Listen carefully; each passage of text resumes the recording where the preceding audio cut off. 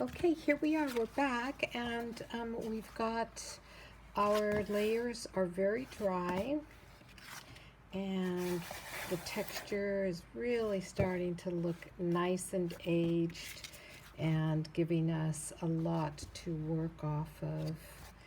And so what I'm going to do is take us into the next layer, which is stenciling. And there are a few different ways you can work with the stenciling. You can use a dry brush, of course, a dry brush, or something that's really kind of a used dry brush, kind of hard bristled, because you're gonna really do a lot of scrubbing with it, or you can use a sponge. The sponge is pretty old, but either way, there's a couple of different choices, and you want to keep it a dry brush. You want to keep it absolutely dry, and I think it's best to have a different brush for every single paint that you're going to work with. And I'm working with acrylic paints, so I'm pulling out an assortment of brushes. I'm mostly going to work with these because I find these good for stenciling, but I am going to show you that.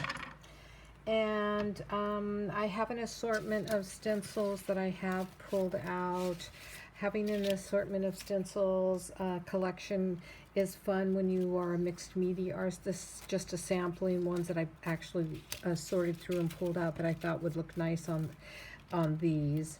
But if you don't have any stencils, it's okay, because you can use dots. You can use different textures like this and this kind of stuff, which I will be using in a later layer, but for now I'm going to just work with the stenciling. So I'm going to start to focus on being a little color conscious, and mostly what I mean by that is taking a look at the primary colors, which are the greens and the golds, and then going for something that is a little opposite it or analogous, meaning beside it on the color wheel, or a complementary color. So, oops, I poured out a basket filled with paint. It's empty now, so that I could easily sort through it and choose the paint I want to use. Yes, you see, I'm not prepared. I'm just simply working as I move forward. So I think on this, actually, I'm going to choose, I think this is magenta. Oh, it's a violet, but it's close enough to a magenta. And I'm just going to put a little bit of paint. You probably want to see I'm going to move this, and hopefully it doesn't change my setting, because sometimes it does. All I've done on my palette, you can see, is put a little bit of paint right there. And then when I dip my brush into it, I get it on there, but then I kind of push it off so that it's not globby. Okay, it's not globby. All right, so I'm going to move your camera back. And let's go from here now. So, I think, okay, now the thing about stenciling is you don't, with something like this, it's easy to do kind of a little bit of a pattern and not feel like you have to worry about all of the pattern, because you just want it to appear kind of sporadically across the page, so you don't want to go fill in the whole spot with it.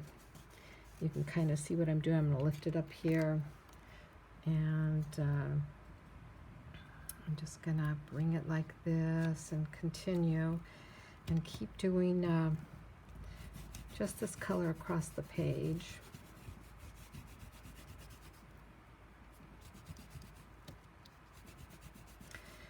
And a dry brush, like I said, is the best. You don't want your colors to flow underneath the stencil. That's usually when you're too heavy-handed.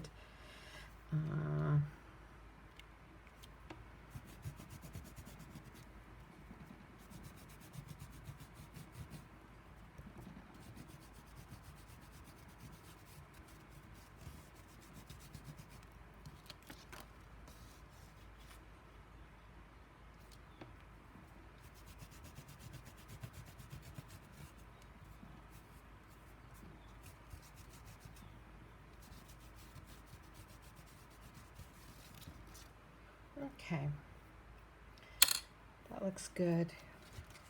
And so now all I'm going to do is I'm going to work on stenciling the rest. So here we go.